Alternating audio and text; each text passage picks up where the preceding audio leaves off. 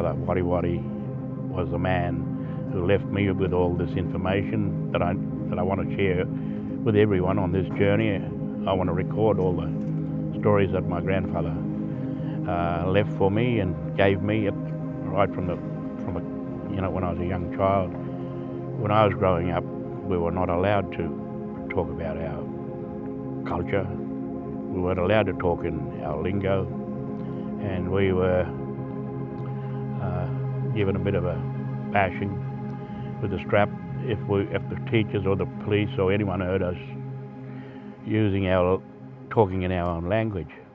That's why I say these people such as Mick McLean and Morty Nail and Akawiljuka and people like that knew without their information, people like myself and my grandkids, we wouldn't have anything today. So I think this journey is about their legacy.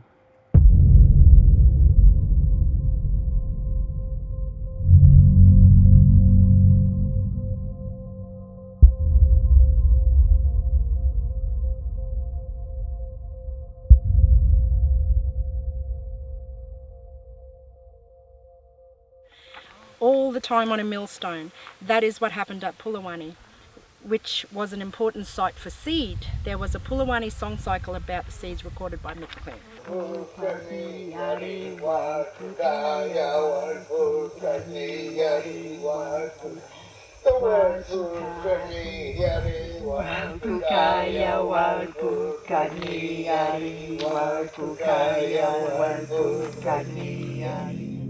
Don's been park ranger now for 26 years. I've travelled those 26 years with him, and but to do this with him now and have all these extra people, the professional people with us travelling and showing us all those other extra bits that we may have missed, it's just going to be extraordinary.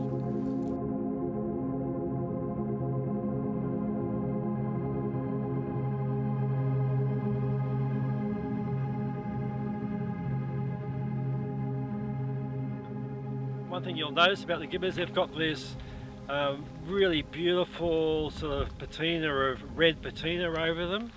Many of them have, and that's due to an iron oxide sort of polishing on the outside of them. All the rounded edges that you see is due to wind erosion.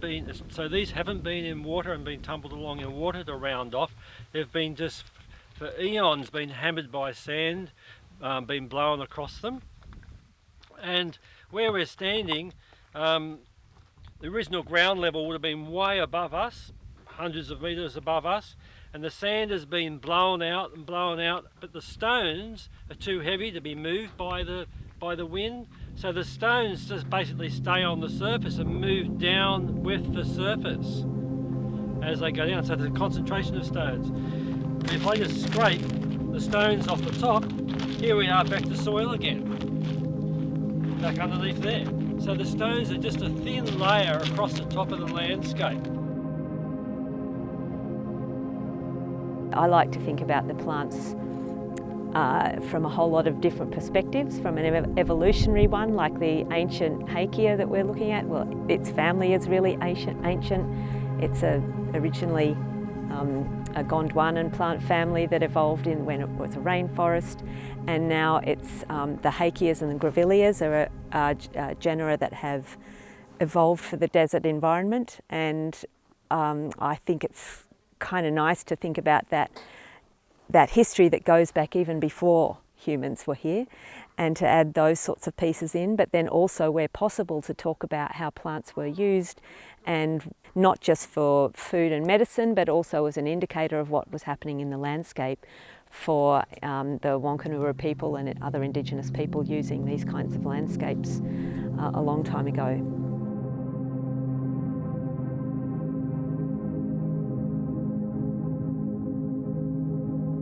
These flowers actually, I read one source that said these flowers were boiled up for a drink. They're quite nice to eat.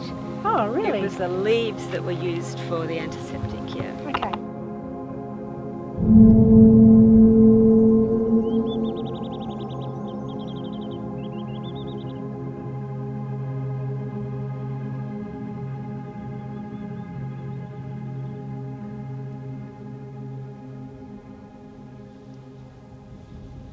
one of my Dreamtime stories start right here at Butchulla, or more commonly known as Dalhousie Springs.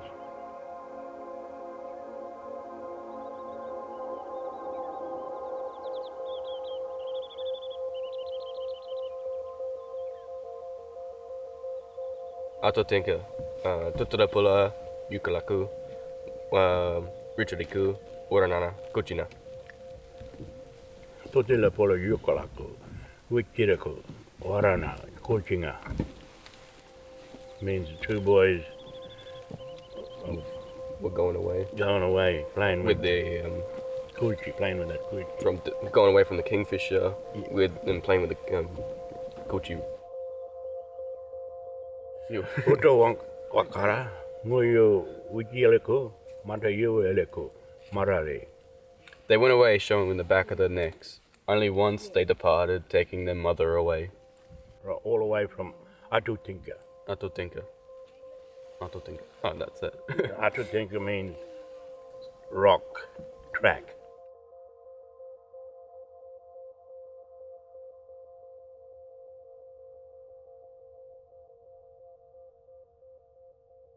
The last few years I've sort of been called back home. I feel like I've been called back home to embrace my culture again.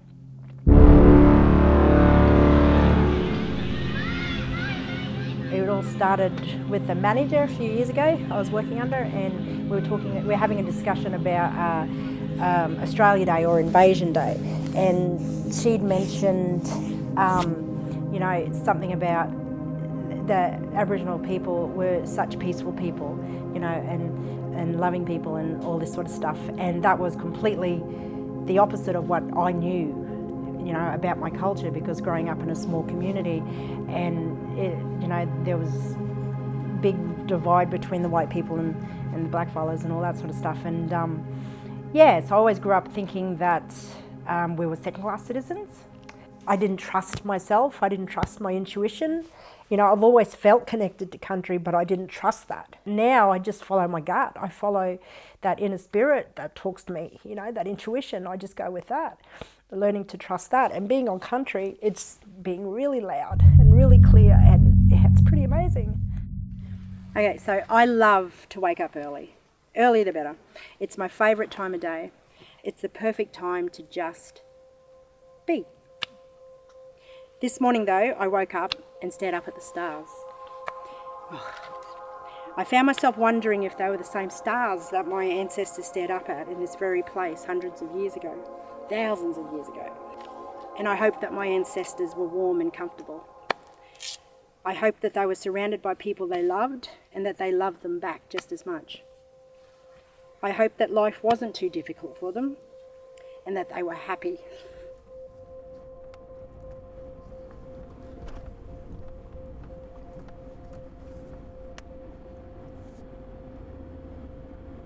Party of 8, eastbound QAA, leaving call point 22, call point 22.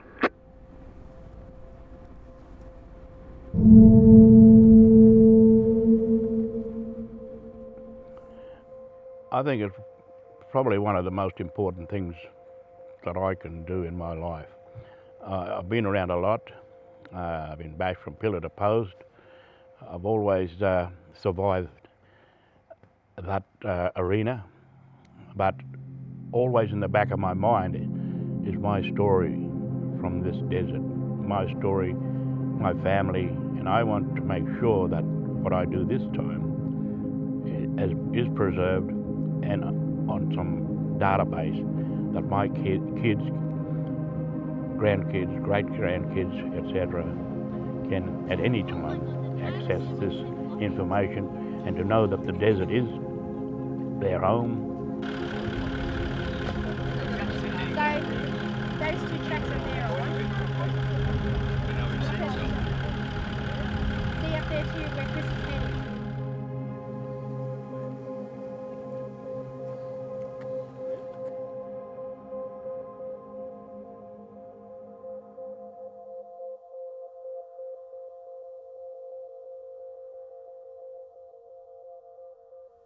To reconnect with my mum and dad my niece and my nephew and my daughter, I want to share this with her and get them, because once Pop goes, once he leaves us, there's no one. There's no one there to, you know, we've got Mum, but, you know, once something happens to them, that's it.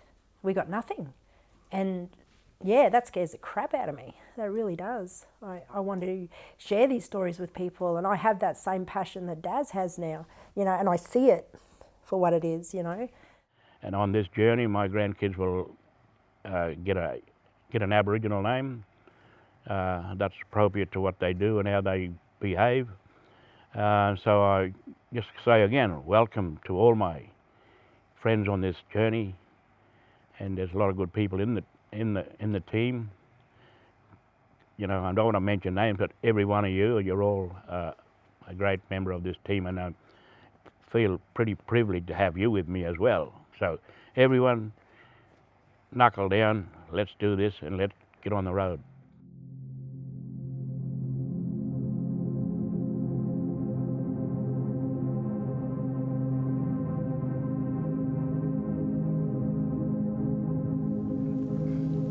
Yeah, I'll just change hats.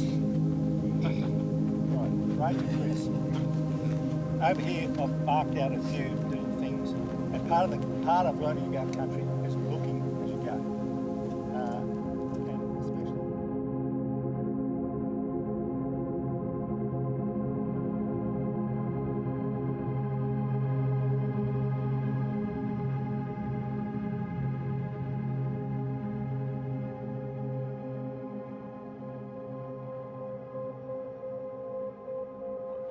Sure that they would have kept reusing these to process stuff, and if you put it in your fingers, it feels like it's meant to fit in your fingers like that. So here, pass it around, guys, have a feel of it.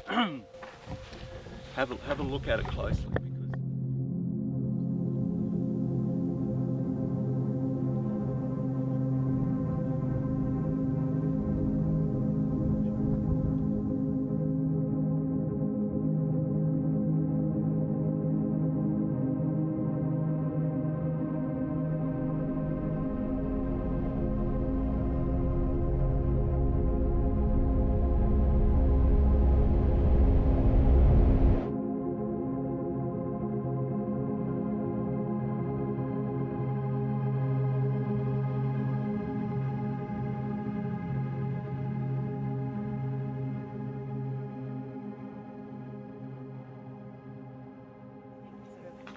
Little ecosystem, and birds love to nest in dead mistletoes or even live mistletoes because they're very protective.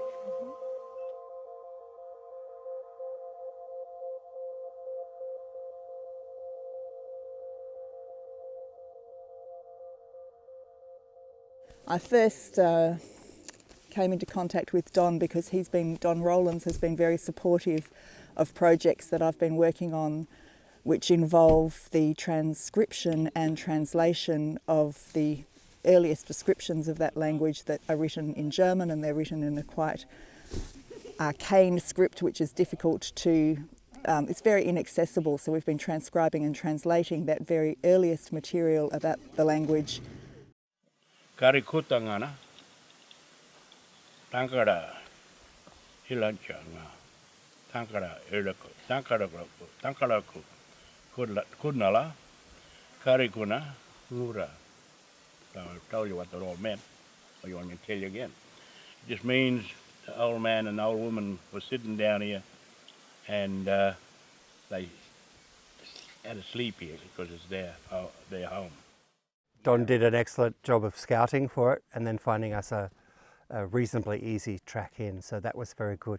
I love the way then people spread out to the Mickery itself and then spread out a bit, you know, around it. Everyone was looking at the ground, looking at what they could see. People were exploring the plants that were growing in that depression in the centre of the Mickery. Everyone was engaged and spread out across that landscape, and then they went exploring for other features.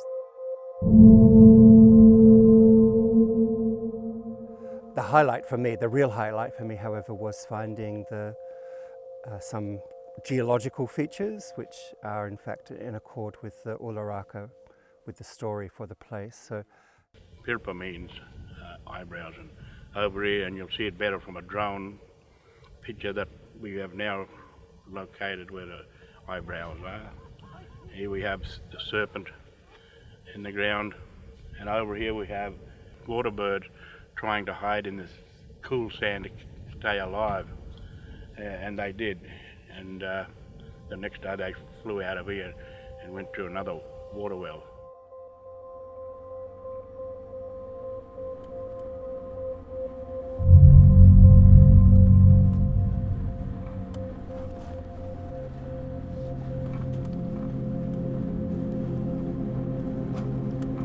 It is very important. Don's, even though he's in the mine, his mind is very much active, but his legs have slowed down a hell of a lot. So I think it's very important now that we get out and do this before, his time comes to an end. It's been a completely different experience for me. This is something that was unexpected, and I actually didn't know what to expect, because usually I'm doing my scientific research, fairly focused on how that works, and to be involved in a trip where so many different perspectives are coming together to look at the landscape and people who used to live, and in some cases still do live on this landscape, has been very, very paradigm shifting experience for me. The stars at night time, the silence, the interaction between all these people. I think we've got a really fantastic bunch of people here. I was really busy before I came, and I didn't know that I'd be able to make this trip, and now I just wish I didn't have to go home. I think it would be great to spend another couple of weeks here, because there's a lot of work to be done and we're all busy and it's hard to get out here. Don has been so optimistic in just pushing for this trip to happen, and to organise what he's organised is no mean feat. So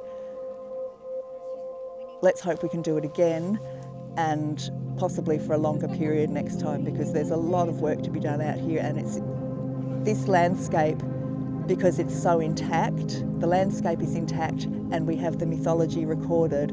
It's a window into what was once spread all over the Australian continent, and we have it well documented and intact in this landscape, and that's an incredibly rare opportunity and something that we hope Australia can appreciate.